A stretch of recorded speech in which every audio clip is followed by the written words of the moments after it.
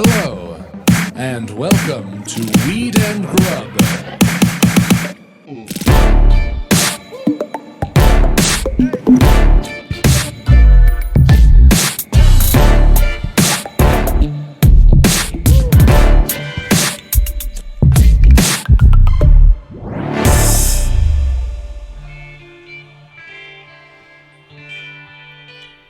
That's the problem with smoking joints is I don't know how to blow. Oh, I guess you blow it out with the smoke.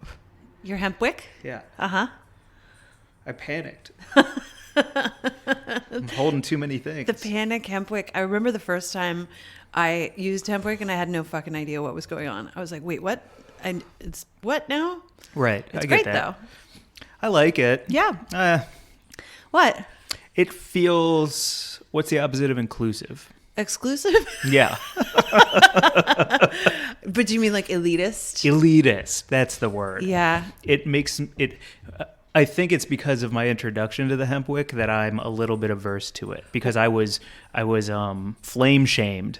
Whoa. Is really? a good way to describe it. Flame shamed. I was flame shamed. What asshole flame shamed you? Oh, you're using a lighter? I would never. The flavor, the butane. You got to use a hemp wick. Give me that. Let me show you. Oh, like, yeah. you know, the approach was a flame shaming, and that Yes. really drove me away from the hemp wick. That's so funny. Yeah. That reminds me of a post that I just saw too where it was like, you know, all those posts that are going on right now. Archie, what do you do? He's so clicky right now. Sorry. is clicky. That's Hang on. okay. Let me take his collar off. Come here, buddy. There we go. All right. You know how that whole thing is going on where it's like, if you did this or if you had this, you don't need the vaccine. Oh, yes, You of know, course. like if you drank at like Slim's Steakhouse Saloon in the 90s, you don't need the vaccine or whatever. Yeah. I just saw someone post, if you've smoked out of these, you don't need the vaccine. And it was like all of those fucking dab rigs that we used to like torch, you know? Great throwbacks. So intense. Like that was such a different time. Not that fucking long ago. No, not at all. Exactly. I mean, those memes are also elitist. Yeah. Like, it's ridiculous. It's true. But they're funny. I don't need to comedy police anyone. Some of that shit's funny as hell. I just want to get back to the hemp wick. My first experience with it, someone's approach was not good. They flame shamed me, and so now every time I use it, I feel like I'm wearing a monocle and looking around like, aren't I somebody special for this? Yes, let me put my hand in my vest and take out my pocket watch and see, oh, it's 420. I'm puffing out of a pipe, and then I have a joint, and then I have a bong. Yeah, exactly. Yeah. Yep. And it's not elitist. It's a great way to go. I really fucking is. like it so much. And I could taste this fucking lovely joint really nicely with it. So thank you for that. This is that LAKEGRADE, baby. That LAKEGRADE. Shout out LAKEGRADE. Thank you fucking LAKEGRADE for giving us all of the great fucking weed. Just stocked up on a bunch of LSD. Sativa. Oh. Lemon sour diesel for New Year's to rock and roll and ring that new year in an active and energetic way. Oh, it's working already. Oh, man. Sorry. But you did say LSD, and we should go into a little deeper than that. LAKEGRADE is a dope sun-grown organic cannabis company. Yep. And Grows LSD... craft cannabis under the skies of Lake County, California. Yes, sorry to interrupt you. LSD. And LSD is what I'm going to do on New Year's Eve, Yo, baby. lemon sour diesel. And acid. Oh, yeah. Great. The THC will really enhance the experience. I think so. It makes it kick in quicker. Yep. And I'm not a scientist. I do remember the first time I ever ate mushroom chocolates with weed. And I'd taken like a 10 milligram THC gummy, and then I ate the chocolates. And then when I was like, oh. Yeah, that's the it's activator. an enhancer. Totally. It's a beautiful enhancer. It's really a very interesting time. It feels like I'm Voltroning when I smoke after I take psychedelics, and then I smoke. It's like that activate on. That's really how it feels. I can't make car noises. I don't know how that works. That's okay. Voltron noises. Sorry, everyone. I'm so sorry. You didn't like those? I didn't grow up making car noises, so Would you make sled sounds? I guess I'm not good at it. Yeah. See, I'm good at that. Canadian sled sounds. I could do probably like some wood chopping sounds, some fly fishing sounds. I just can't do robot sounds. Oh man. Thank you, LAKEGRADE. That was a great joint. And also, I would just love to say right now that please support our show by supporting our sponsors, like LAKEGRADE and anyone else who has worked with us this year. Thank you so much for all the support we've had. And if you love weed and you love some of the people we shout out and support them, that means you're supporting our show. That's what's up. So what is it, like holidays for 30% off? Correct. Nice. Link in bio. If you go to @weed&grub. Who's he? Who? Who's link in bio? Yay, weed. On our Instagram bio, there's a link where you can click on it. And if you're in California and you're within the ease delivery area, you will get ease delivery of LAKEGRADE right to your door. Holidays 30 is the code for 30% off. It's so good. And Daze is with a DAZE. I love this weed. I feel good right now. The sativa is going to be rocking and rolling. It's going to be an NYE LSD. Know what I'm saying? Boopity boop. Yeah. Boop. That's me doing disco. You are. Boop, beep, boop-a-doop, boop. Welcome to Weed and Grub, everybody. What up, Mary Jane? How's it going, Mike? It's loose as hell. It's a loose moose. It is a loose moose. Yeah, this is a podcast about cannabis, comedy, cooking, culture, calling shit out, and having a great fucking time. Fuck yeah. That's exactly the Getting point. through this year with you and all of you listening. Yes. Fuck yes. Same. Yeah. It's the first episode we did of 2020 on Jan 1 was called Loose Moose.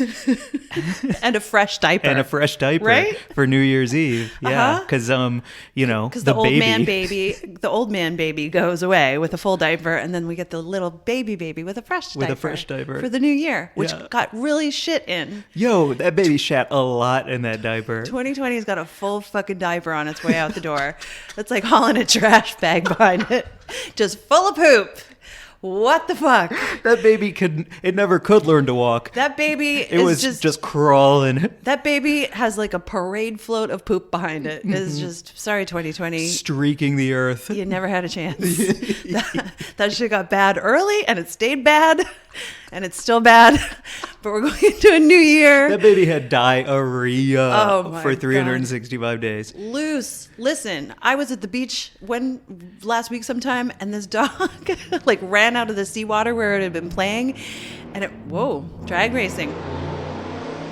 Your neighborhood's wild, man. Yeah, your neighbors and your drag race outside. OnlyFans and engine revs. I live in Fast and the Furious. You truly do. It's all about family. I was going to say, though, this dog ran around in the seawater, played a bunch, and then ran up onto the beach, and it did this crazy, like, just out of its butthole, water squirting, like, insanity. And it was something that my sister calls the green apple quick step, which is when a dog has ingested, like, green apples, for instance, or a lot of seawater, and it just, like, shoots liquid out of its butthole. Oh, it goes straight through the pipe. Mm-hmm. So I would say that's sort of akin to what 2020 has been. The green apple two-step? Mm-hmm. Quick step. Quick step. Green apple quick step. 2020, yes. Home of the green apple quick step. Yep. Fuck. Yeah. But we did it. We got through. This is the year that weed was declared an essential. Nice positive moment of 2020. That is one of the things that happened in 2020 was that cannabis was declared an essential. Damn. Isn't that fucking amazing? Wow. Like, for all of the insane things that we've dealt with this year, that was truly one of the most incredible when the pandemic fucking hit and everyone was like, oh no, we need cannabis to be available. That's medicine and it's beneficial even if you just use it fucking to unwind. We all need it right now. Yes. Yeah. Essential. Essential. See, I'm doing like Italian hand. Yes. Waving it around. Nobody can see that. It's such a bright spot, you know, like if you're going to poke some holes in the can to let some sunshine in, then that's a nice ray of sun to come through. Hell yes. What's the news this week? Because I know what it is, but like it ties right into that. The news is that you're being raided by the helicopter that's over your apartment right now. Jane, Evidently, I know someone's coming for us because fucking hell. Yeah. Okay. I know I'm on some lists, but if we don't get to do a final podcast of 2020 before the CIA comes swinging on ropes through the windows, I'm going to be so mad. Like, at least let us hit upload first. Totally. I think they're outside with their little listening devices, and they're like, "We'll give them half an hour. We'll give them half an hour. Let them go." Okay, news. You're so right, because the fucking news that we just were checking out, this story comes from Leafly. Mm-hmm. Our Grublik Gazette, our final Grublik Gazette of 2020 is a great story that is that marijuana sales Deedle daddle. The marijuana sale, I'm really stoned. The marijuana sales data reveals that Americans bought 67% more weed to survive 2020 than in 2019. So Americans spent nearly $18 billion on weed in 2020. And I believe this is just legal markets, like adult use and recreational, or adult use and medical. Sales and traditional. Data. Not traditional, not legacy, non-legacy. Not illicit, not black market, whatever you want to call it. This is just like legal sales of cannabis in legal recreational / adult use and medical markets. 18 bills. 18 billion. I don't even know how much money that looks like. It's stacks, fat stacks. Fat stacks. Fat stacks of cash. You know what you could do with that kind of money? Buy a bunch of great weed. Fucking forgive student loan debt. Yo, yes. Sorry. But also yes, buy a bunch of great weed. That's how they paint us, right? They paint us as like these hippie stoner like goofballs who are like, I'd buy a bunch of weed if I had 18. But that's also when we're like, no, you should get rid of student loan debt. They're like, these hippies, again, with their crazy ideas. Yeah, their ideas are great. Hippies' ideas are all great. Yeah. You know, like take care of everyone, solve the climate crisis, free healthcare for all, forgive student loan debt, fuck the man. These are all great ideas. Really nice. You know? We're on our way. Like, fuck the man. Seriously. Especially this year. That fucking, whoever the man is that you think should be fucked, fuck that guy. Well said. So I just want to, in our story, shout out some statistics from Leafly that Americans purchased 18 billion in weed in 2020, which is 7.2 billion more than the previous year. And it was the pandemic effect that obviously with COVID-19 fucking hitting everyone so hard, people needed the medicine and also just a way to stay calm. Oh, flames. Flames. And what saved the industry was when cannabis was declared essential, online ordering and curbside pickup were what really saved the industry, and home delivery too, if you have that available. The power of the people saved the industry. Mm-hmm. Yeah, and customers yes. bought 25% to 40% more cannabis as they were spending. So like you're going to the store with a little, bigger of a shopping list. You're like, I need my flour. I also need some tinctures and topicals and edibles and a whatever. bath bomb. Yeah, fucking A, right? Yeah.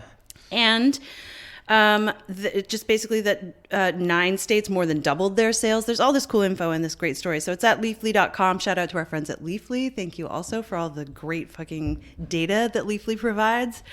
If you need to know about weed, that's the best place to just go and look it up. 100%. Yep. 100%. I like to make different snowflake strains on that website. Yeah. Do you think that the government deeming it essential, but then state by state, though. Right, but they co-signed it without actually doing anything. Like the government gave a cosign, but was like, but still federally legal. But we're gonna on our nameplate, we're gonna like stitch it in on our family crest. We're gonna stitch it in, but we don't believe in it yet.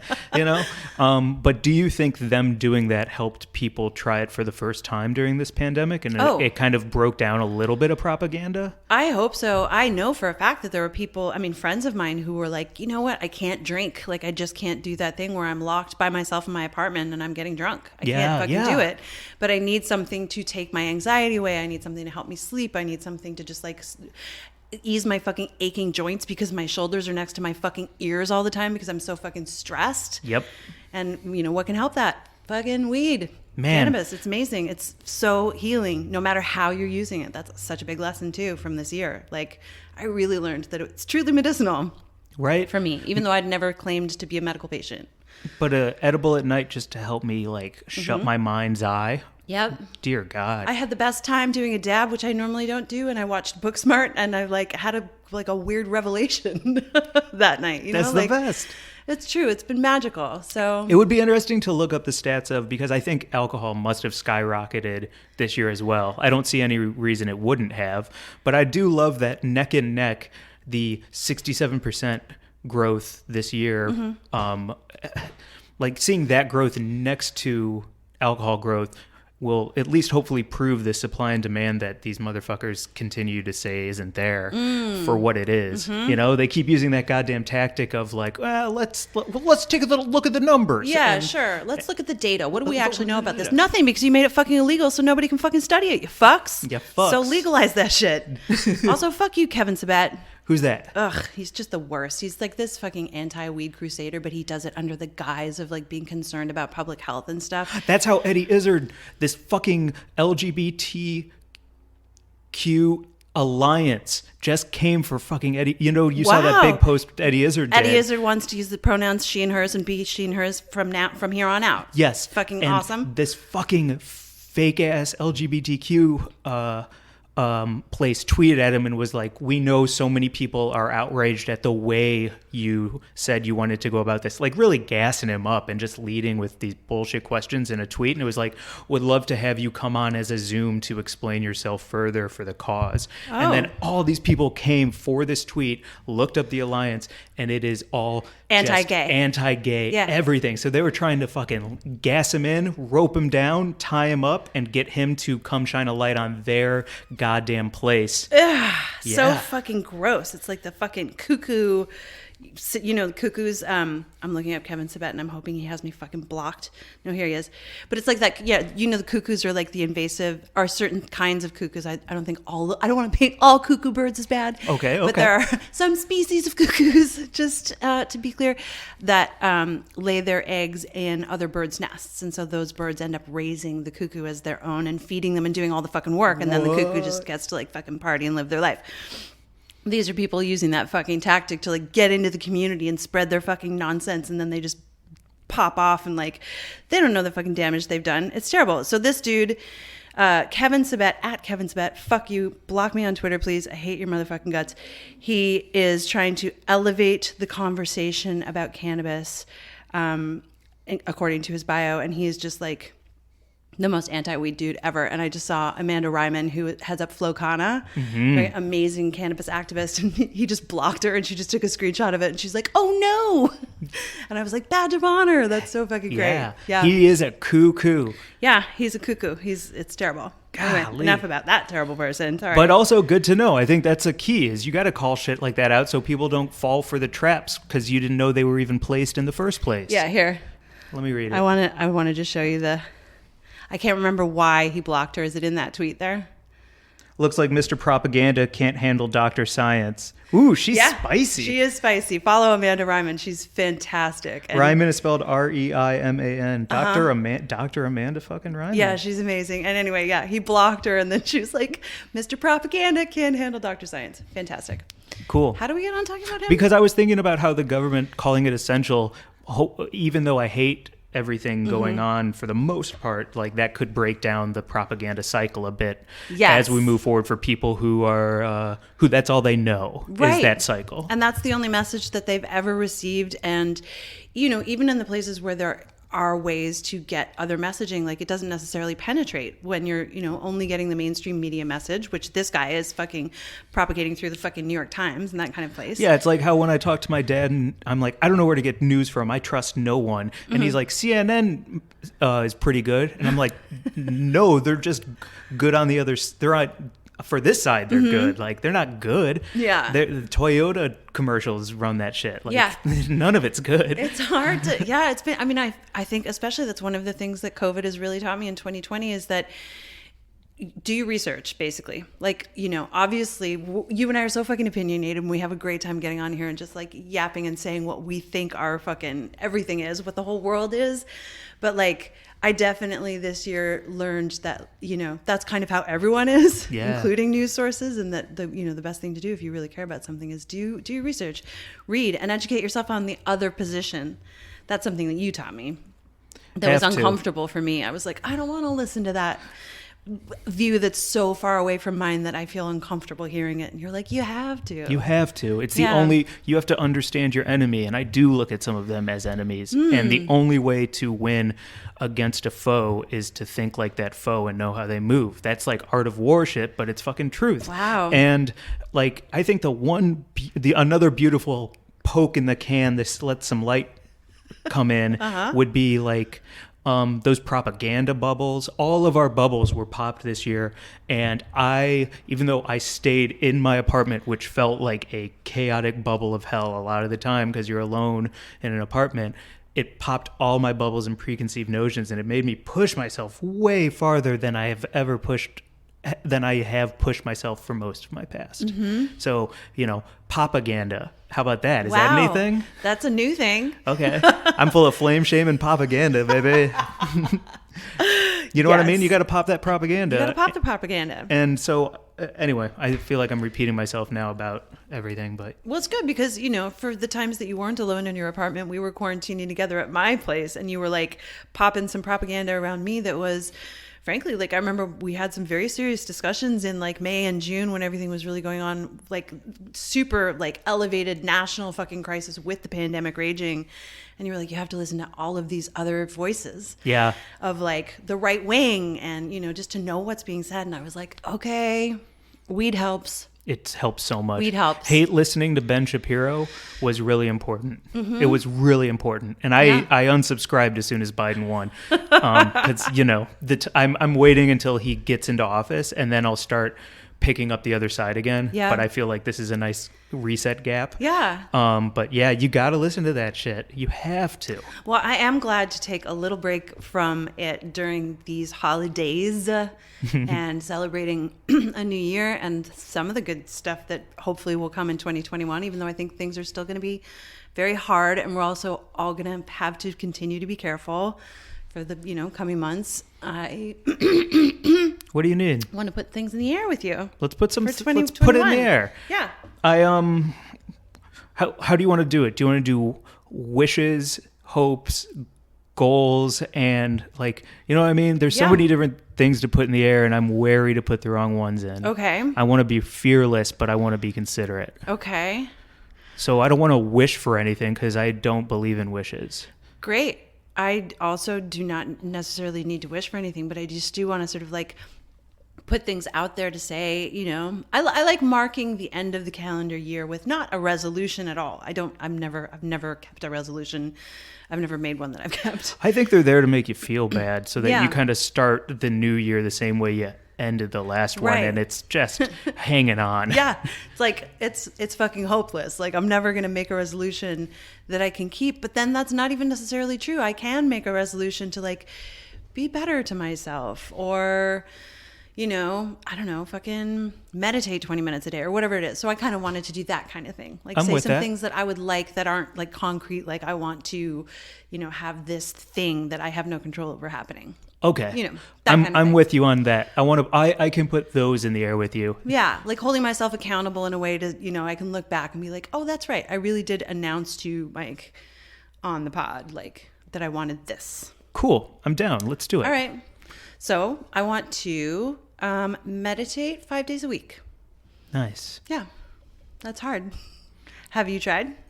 I don't know if this is meditation, but got a burp. Sorry.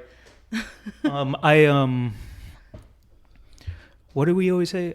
Oh, you know why? Because I'm about to be honest. That's why I had to burp. Because I was thinking about something negative and bad, and so yeah, I see. had I to saw like your belch it face out. got kind of quiet over Yeah. there. Okay. Whoa. Okay, body. All right. A sneeze Let's is go a down soul this road. explosion, and a burp is a shame bubble. Yeah, it is a shame bubble. Okay. Wow. Cool. Okay.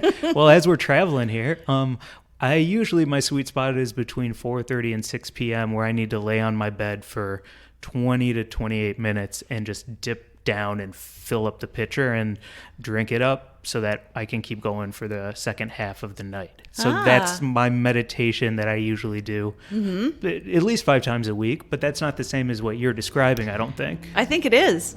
Yeah. I mean, I think it is whatever you need it to be. Just 20 minutes of stillness with no screens and hopefully finding a sense of calm and, whatever that looks like for you. So I think it is. Okay. Cool. So we're both going to do that then. Yes. Okay, it's your turn again then because that Damn was it. also mine.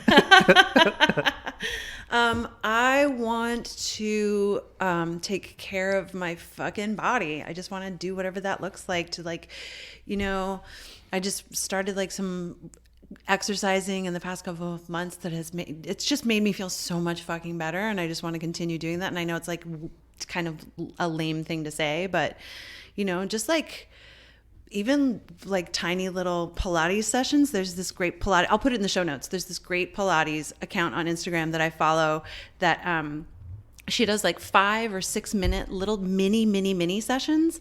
Ooh. And it's fucking great. It's like against your kitchen counter in the morning, you know, while your coffee brews, and you just do like little push-ups against your kitchen counter. I just did one the other day and my intercostal muscles are still sore from it. Where are those?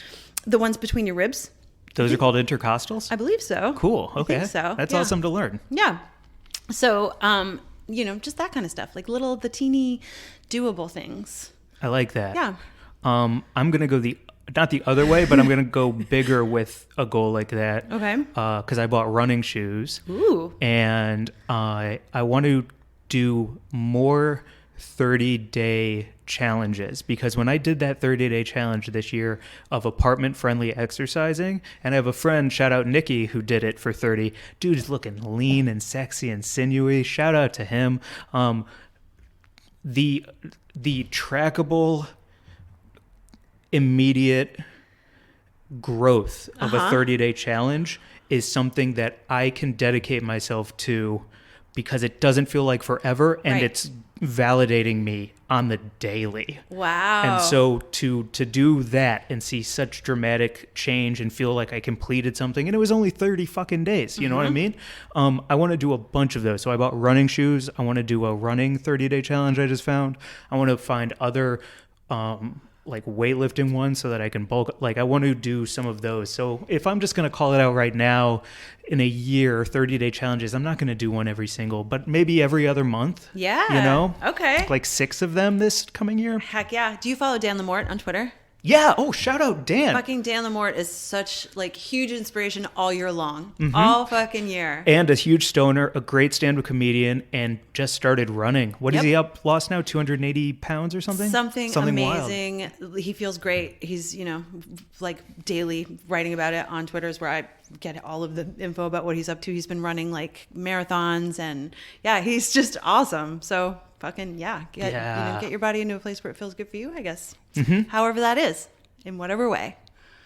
Like, I mean, I'm doing tiny push-ups while the coffee brews. That's amazing. You know, like T-Rex arms push-ups. Truly, like just standing against a counter and pushing myself 6 inches away from it and then back again. The idea of like being like, I'm just not gonna lean doesn't sound like so much of an exercise. Stumble out to the coffee, put it on, and then put my entire body weight onto my boobs and my crossed arms as I lean there and moan until the coffee is ready. And then like shuffle my way back to the fucking bed or the couch. I'm just not going to do that. Right. That sounds good. That sounds really good. Great. Thanks for your support, Mike. Oh, man. Another one for me is I would like to set an alarm. Oh. And get up sometimes. Okay. That's a good goal. That's it. Put that in the air. Putting it in the air. Great. Do you have a time? Do you have a specific When I don't set time? my alarm, my sweet spot is 10:30. Oh, okay. Ooh, I want to hear people's sweet spots. What's your sweet spot for waking up? If you don't set an alarm, what's your wake up sweet spot? That would be awesome to learn from our listeners and friends. Hell yeah. I've had a freaking weird thing happen lately where no matter what, I wake up at 5:30. No matter what. Wow. Yeah. It's not to get up, but you have a wake up moment at 5:30. Even if I went to bed at 3, which is more often than not the fucking case. Like I'm an up late person always. It's crazy because that kind of wake up and you're aware of it too means you weren't even at like the deepest of depths yet. Like you kind of like you were about to put your head under and instead you got out. It's like a fully coming awake from sleep and then being just it's like it's unfortunate. That's 5:30. And then what happens at 5:45? Then I lie awake until about like 6:45 or 7 o'clock. I'm usually there for like an hour and a half before I can get back to sleep. And then I sleep, you know, it's not very interesting. But anyway. I know it is, because it makes me want to like armchair psychiatrist shit, which is always the most fun thing to do with people that you care about. Yeah, you want to armchair diagnose me? Right, of course. And be like, well, the reason for that is... You're obviously very stressed out.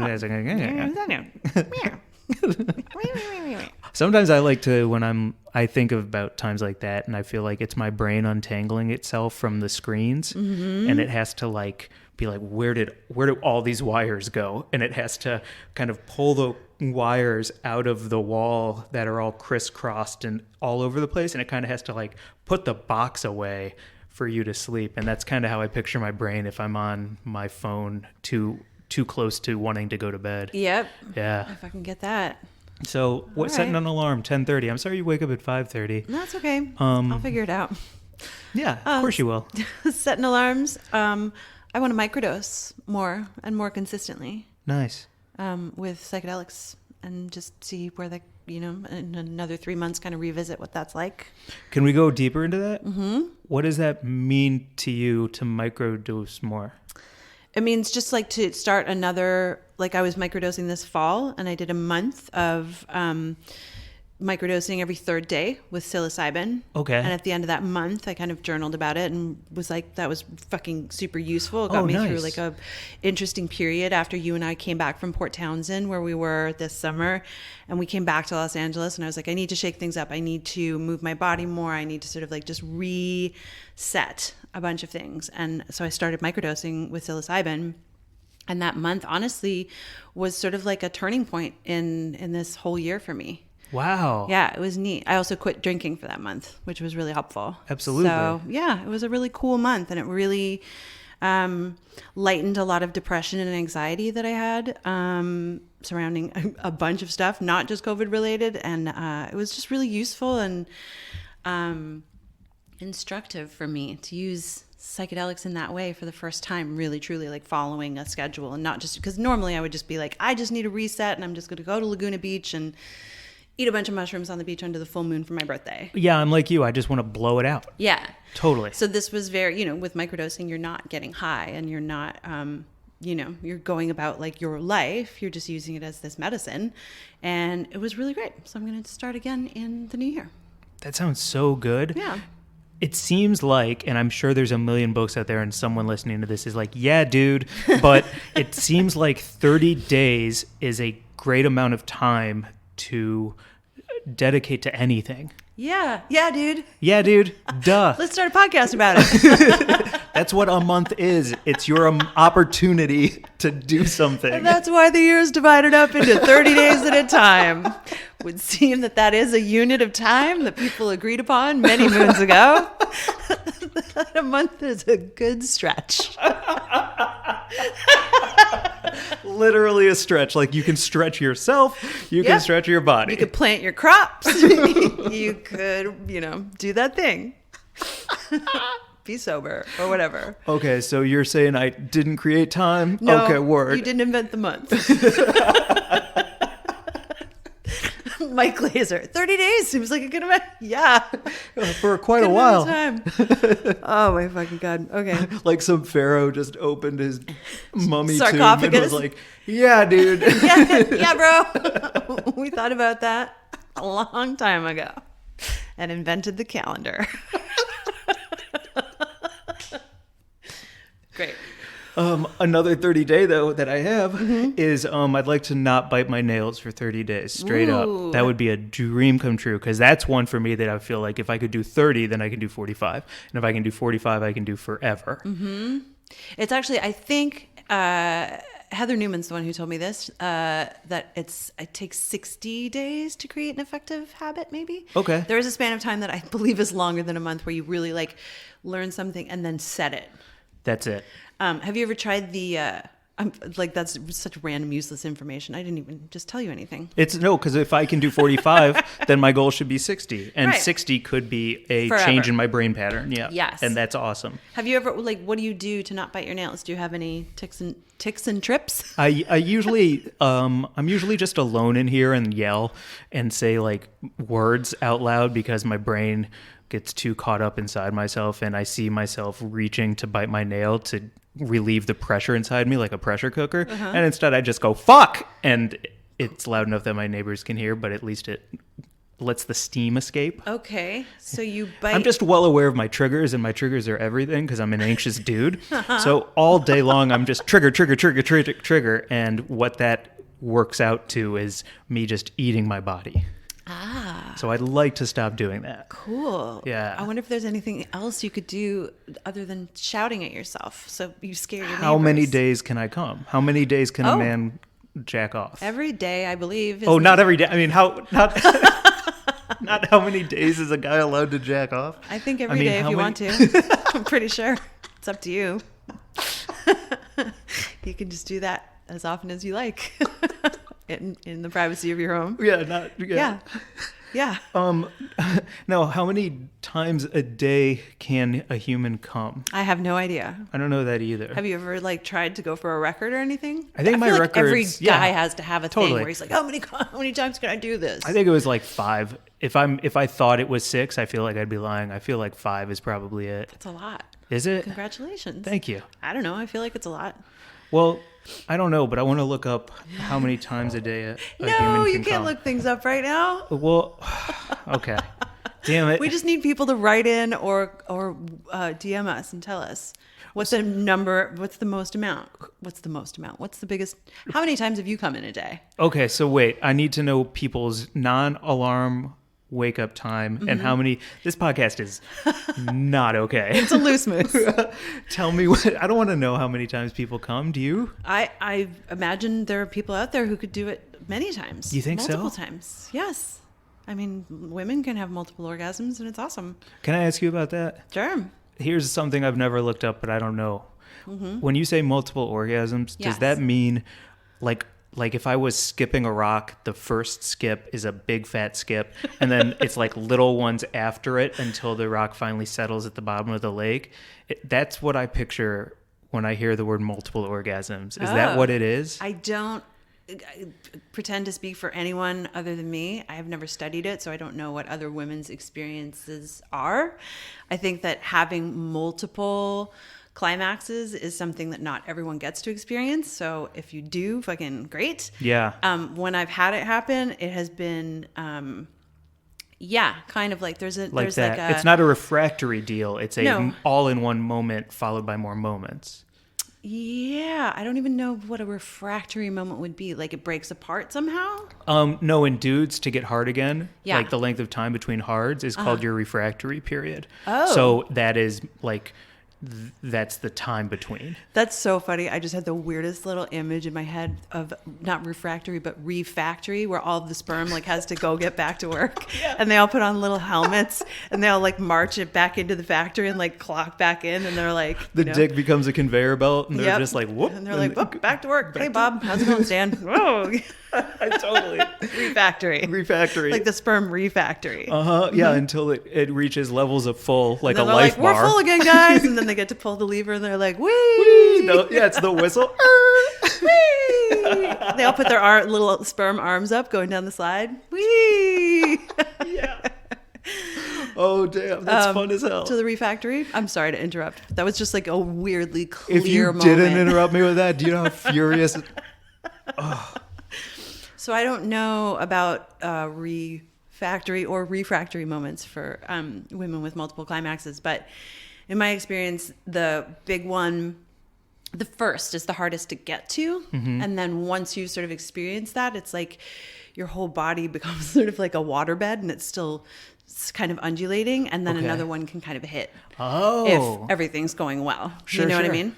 Yeah. And that's really lovely. And I've had it happen that way. It feels great. That's really cool. Yeah. Okay. Neat. So it's more aftershocks than... No, it's like a full on another climax. It's easier to, it's like if the orgasm is a waterbed and when you start out, it's frozen, and then getting to the climax is like unfreezing the waterbed and everything's kind of moving around. Then it's just easier to have the second one because you don't have to unfreeze the waterbed a second time. That's an If that amazing description. metaphor makes sense. It makes perfect sense. That's Okay. so cool. Because your body becomes sort of like juicier and looser, Yeah. like a waterbed. Wow. Shout out weed. So that's another one. We don't have to do a million goals for this year, but that's a couple that have definitely been on my mind. Yeah, and orgasms is a great way to wrap it all up. Yeah, May it is. everyone have orgasms in 2021. Yeah. Lots of them. Lots of them. For world peace. Straight up. Yep. Yeah, everyone. That's such a beautiful way to sign a card. Yeah. Wouldn't that be a nice... Wishing you orgasms in 2021 for world peace. Yes. Yeah. Damn. Yeah. I'm changing my email handle or whatever the thing is instead of sent from my own iPhone. Wishing you orgasms. Wishing you orgasms. Yeah. That's so nice. That is really nice. Yeah. Very positive. Huh. Yeah. I like these ideas so much. So do I. What else is popping? I don't know. What else is popping? What do we got? Can I do a quick plug? Oh, please. What do you have to plug? If you're listening to this on the day that we record it, Wednesday, or the day we release it, Wednesday, December 30th, I'm doing a show at 8 o'clock Pacific time, which is left time. Mm-hmm. I'm doing a 2 show hours at 8 ahead of Hawaii. Yeah, I'm doing a show at 8 o'clock left. Mm-hmm. For the LA Food Bank. So all ticket sales, all proceeds, everything. Tickets are $5. Donate what you can. It's all everything. All that money is going to the LA Food Bank. And the premise is 50 comedians are telling the worst joke they wrote of 2020. Oof. And there is some heinous, fucked up shit out there that we are all embarrassed to put out there on blast, but the hosts, Babs and Dave, are hilarious, and they riff with you, and the whole thing is just a big party and celebration of those times that you're a failure, but you're trying.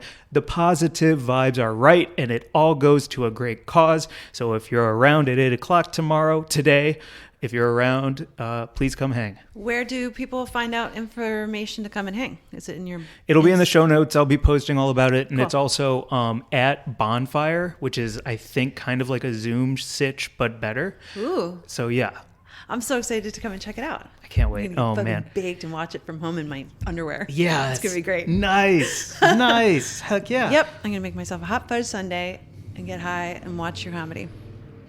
Anti-comedy. Thanks. Oh, the anti-comedy. Yeah. That's why I have to be like in my underwear with a hot fudge sundae for it. Dang. To tolerate it.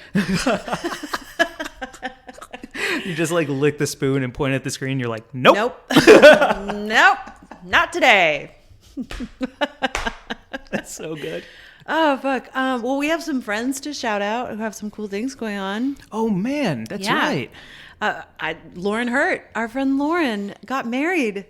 And fucking just congrats, Lauren and Sean. Lauren took the photo of us that we use for absolutely everything. It's the duo photos. The Dutch Masters inspired like painting of a photo that Lauren took for us when we started this podcast, because she was listening and she just called us and was like, let's do a photo shoot. And we had the best time. And Lauren's just a fucking incredible, magical human. We did an ep with her where she told us all sorts of cool stuff about... I think her Instagram's at Lauren Hurt Photography. Lauren Hurt Photography. Yeah. Yep. Got hitched, huh? Got hitched. To a really, really solid dude. Yep. They fucking just ran away and did it. So congratulations, you two. Yeah. And also congratulations to Brad Bogus, friend of the show, friend in real life, friend in my heart and yours. His wife and he had a baby. Miles. Wait, he was our butt of the week last week. Yep. She was about to push. Yep. And she pushed. Yep. She did it. Fucking, they have the most beautiful baby, Miles. And the whole thing just is so incredible. He's hot too. Yeah. The baby? Yeah. Good looking Hot baby. Hot baby. Yeah. It's a hot baby. Congrats, guys. You got a hot baby. You do. That's how you should do. Like, you should be signing greeting cards. Hope you have great orgasms. And hot babies. And hot babies. Also, way to go. Fucking a fresh baby for the new year. You know, get rid of that weird old diaper baby. Mm-hmm. Now fresh new hot baby. Okay. Well, we have buds of the week. Anything else before we wrap? Yes. Okay. Because I was gonna do like one of those buds of the week where it's like, it's everybody, man. Sure. And it felt like a cop out, to be honest. Because if it's for everyone, then it's kind of for no one. And I don't like the idea of being disingenuous when it comes to not only this show, but the people who choose to listen to it. So instead of doing a Buds of the Week like that, I would just like to say on a very personal level that getting to do this with you every week, Mary Jane, has made my life 10 million times better than it was before this. And the fact that everyone listening to this right now, whether you're a new listener, an old listener, a friend, a family member, I don't know. Like, I don't know what dogs can hear and understand. They just seem to look up a lot. I just thank you truly for fucking with us. It has changed. I've gotten to see the world, and I've gotten to make new friends, and I've gotten to get things out there that I'm passionate about on ears that I hope makes a difference. So I will just kind of end the year on something like that. Wow. Yeah. So it is everybody who's listening, but I'm the reason that it's happening? Yeah. Oh, man. Just just wanted to like get a little bit of that shine that you started shining my way. And I was like, yeah, keep going. Yeah. You love this podcast because I'm here. It was like you're being interrogated and they turned the light away and it's like, no. Oh, no. Back over here. Hi. Yeah. You were saying how much you like me and how much you like doing this podcast with me. Cool. Keep going. No. Why are you stopping? Keep talking. I love hearing about how much you like me. I do. I really, really do. Let me shine that light back. Good. I'm glad I forced you to say it. I like you too. That's another goal. Oh, what That's is? a good 2021 goal. What? To like say shit. To like force people to say things. Yeah, great. I'm super into it. I'm all about it. Yeah. I'm all about forcing people to say things and then sitting back and listening. Ooh. And watching them unwind. You gotta get on Clubhouse, Mary Jane. No. I'm telling you. No. Yes. Nope. Give it a shot with me. Let's smoke a joint and check out Clubhouse once, want twice, to. 3 times. 3 times a lady. I don't want to because It's not homework. It doesn't. There's no likes and Yeah. there's no thing. So it's not a validation loop that feels like you've trapped yourself in a social media hell of homework where if you don't do it, you don't exist. Isn't it just people talking? Yes, which is Yeah. why it's such a relief to be on an app that is open ended without any kind of causality. Okay. I just don't know if I want to be in chat rooms with people saying stuff right now, but I will try it. I will hear try you. it. I I hear need you to on smoke that. a joint and I need to do it with you. I'm not going to do it by myself. So, okay. Deal. Deal. Okay. Handshake. Sometime. Cool. At some point in the next 12 months. That's a good one. I'll take that. I will do it. Oh, yeah. I don't need more than that. I'm just All right. glad that you'll give it a whirl with me. Of course I will. And I fucking like doing this podcast with you and thank you so much. I do have a butt of the week as well. You do? Yeah. Wait, that wasn't my bud though. Oh, that wasn't. No, because Okay. it felt like a Hallmark movie bullshit to make a bud of the week and everyone Oh, bud. yeah. Like we're all pieces We of the love plant. Everyone, we man, love it all. spinning on this bright blue sphere. Pale blue dot, man. It's all good. Pale blue dot. It's all good. It's not good. Nothing's good. Everything's terrible. But we are okay. And that's the fucking difference. Like, we're not pretending that everything's good. In fact, I think you and I are regularly just on here yelling about how everything's bad. But Probably. that's helpful. And it means that we're going to get through it. And we are going to be okay. And things are good in many ways. So it's recognizing that, you know? Heard. Word. Truth. Yep. Who's your bud of the week? My butt of the week. I was like, oh, and I have an Instagram post that I want to talk about too. Oh, what? For real? Yeah, let me say that really quick. I just put it on my IG story today, and I thought it was so fucking funny. Our friend Natalie sent it to me, and it made me laugh so hard. It's a tweet from someone named Sarah Gailey, at Gailey Frey. And it just says, great news. I found the cure for my anxiety. All I need is for everyone I know to tell me definitively that they aren't mad at me once every 15 seconds forever. You just did that to me. Yeah, I'm like, you mad now, Mike? Do you still like me? Do you like me enough to do a podcast every single fucking week with me in perpetuity, forever and ever? Amen. Yeah, because I need this validation. That's a good fucking earnest. That's an honest one. Yeah. I mean, shit, you know, that's all we need. Weed, orgasms, world peace, and everyone to tell everyone else that they like them just fine every 15 seconds. Wouldn't that be a nice place? That's if the whole planet awesome. was just like, I like you. I like you too.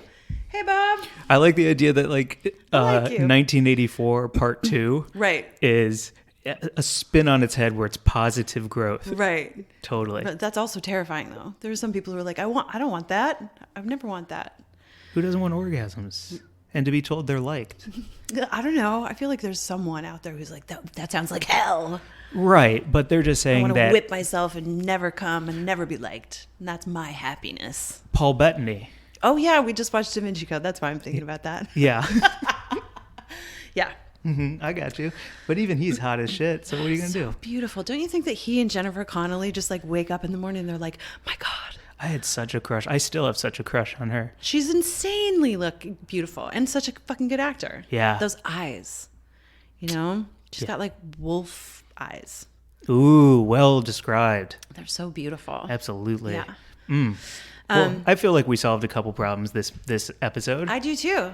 Okay, my butt of the week. Sure. As someone who solved a huge fucking problem for me, Eric Hagen, hair fucking genius, dear friend, just like one of the most wonderful humans that I have met in my fucking lifetime. Also fucking took my hair from like crazy, I didn't even know what to do with it. I was like, I'll just wear hats all the time, to hair that I'm having such a good time with. I'm having a great time being blonde. It looks amazing, and I've seen you try a bunch of different looks with it. And each of them you're nailing. They look great. Thanks. Thank you so much. I'm just so grateful to Eric for like being incredible and also seeing clients safely through all of this insanity. I know it can't be easy to be anyone who's working. He bet on himself so hard because when I saw him, he was like, I just built this hair washing thing at my house outdoors. Yep. Like he really bet on himself and then thrived. Yeah. That's so cool. It's just, really amazing to see a friend who has like built up this incredible clientele and does such beautiful work be like totally fucking walloped by COVID and then be like, I'm going to figure it out. And he figured it out. And I just love him. So follow him at EJ Hagen on Insta. He does the most glorious hair. And I love you, Eric.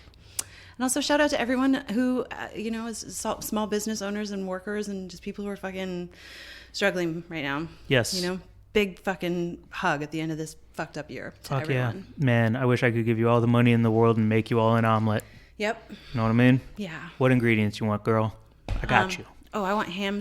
Oh, you're not asking me. Yeah, I do. Oh, what's your omelet ingredients? Weirdly, like ham, Swiss cheese, and mushrooms is what popped into mind, and I'm not even eating meat that much right now. But that sounds great, though. Doesn't that sound good? Yeah, I think Swiss is the number one cheese for egg. Yeah. I like it. Used to be like cheddar or just a sloppy nacho on it, but really, to bring it all back to hempwick. Yeah. High society. I think Swiss feels very elitist to me. Weird. And it's also the best for an egg. It's the melt factor. Why does it feel elitist to you? Because it's so crazy. It has holes in it, but it costs more. Mm-hmm. That's bananas. And it has a taste that isn't natural because it's natural. Right. Do you know what I mean? Yeah, it's got that funk. Yeah. Yeah, that's Swiss funk. Swiss is an elite cheese. Okay. Yeah. It almost feels of occasion if I'm having it. Oh, like you're being fancy if you're putting Swiss cheese on that sandwich? Yeah, definitely. Yeah, for sure. I hear you. Yeah. Okay. I agree with you on the Swiss, though. Got to the melt factor. On my omelet, I would do bacon. Ooh. But tiny, crispy bacon. Mm-hmm. Like crumble? Yeah, like a bacon crumble. Okay. I love chicken breast in an omelet. I love Weird. like chunks, like dice-sized chunks of chicken breast. Okay. Oh, so good. Swiss. And there's something really gross but fun about like wilted spinach inside of a fucking omelet. Say that. Really? Yeah. Yeah. Very French, minus the chicken breast. But that sounds fucking good. What's your side? Oh, tiny, crispy cubes of potato. Same size as the chicken breast. I like cube breakfast for me is where it's at. I love everything in cubes, and I'll eat all of them if they're on my plate. Okay. Like what's it called? A new potato? A day potato? What's that called? A baby potato? Yeah. Hot baby. Hot baby. Yeah, it's a little hot baby. You want a side of hot babies? We should open up a pop-up called Hot Babies. Hot babies is dope. It is like cute little kids. Yep. Looking over their shoulder, holding ham. Yep. I just had like the fucking deepest like physical craving, like I might have to go home and make this for myself fucking tonight, of that diner hash brown that's like shredded potato and then done on the fucking flat top. That's so good. The crispiness of that is the craziest. And I don't really love ketchup on stuff, but ketchup on those with a ham and Swiss and mushroom omelet. Fuck, you're sending me back to Chicago. Diner coffee? Yes. Oh. Did you ever hear the John Mulaney bit where he played What's New Pussycat 900 times on the jukebox and it closed his first album? Have you heard that? No. Oh, it's the best story you've ever heard. And it's about the Nickel Diner. And I used to eat there every Saturday morning before interning at Improv Olympic. I would go over there and I would get an omelet and those fucking potatoes you're talking about. Crispy, flat, shredded griddle, and a ton of tubs of ketchup. And I would just intern at Improv Olympic and eat those fucking every Saturday morning. Oh, so fucking good. There's a place in Montreal, I hope it's still open. It's called Cosmos, and it's in NDG, which is a neighborhood in Montreal that from where I used to live, it was like a trek to get there. And we used to go to Cosmos for their fucking breakfast. Like we would go across the city on buses for an hour hungover as shit because it was so fucking good. Line out the door. Yep. And those fucking potatoes. Man. I'll never forget. That's so nice. Yeah. And a hungover potato is better than a normal potato. A hungover potato is like from angels on high. You can hear God singing. Just like, You're welcome. Yeah, it's great. My butt of the week this week, I had one, but can I go rogue and do one and a shout out? Okay. A shout of the week? Yeah. All right. So my butt of the week this week is my fucking grandma, Sally. She is just, she's someone in my family who gets me and I get her. And I am thankful for that. She also turns 90 in January, and she was alone because of COVID for Christmas. And so we talked a million times throughout the day, and it just felt really good to kick it with my grandma. So she's my butt of the week. That's who I want to end 2020 on. Heck yeah. Yeah. And Sally, fucking, she was like, hold on, let me turn down Perry Mason. Like, all she does is watch old movies from when she was not 90 and Perry Mason. And it's awesome. She's like, everything. Why would I want to see Marvel when, when I see a train coming at the screen? That's basically like a Marvel movie. Man, she's awesome. That's so cool. She's fucking cool. Wow. And she's in Chicago too. Shout out. Yeah. All these little connections at the end. And my shout out is to the Hollywood Handbook, because on my vision board this year, one of the things was be on my favorite podcasts. And I'm not ashamed to say it now. It just felt very nerdy at the time. But when we got to do Doughboys, I looked at my vision board that I'm staring at right now and was like, fuck.